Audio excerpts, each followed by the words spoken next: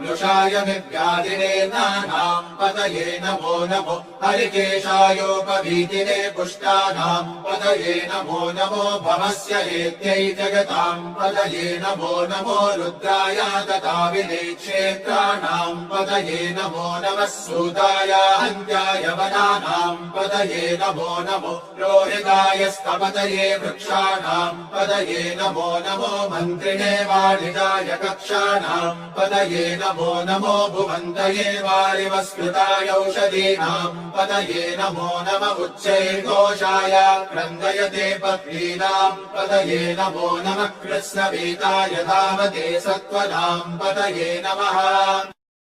ॐ नमस्ते अस्तु भगवन् विश्वेश्वराय महादेवाय त्र्यम्बकाय त्रिपुरान्तकाय त्रिकालाग्निकालाय कालाग्निरुद्राय नीलकण्ठाय मृत्युञ्जय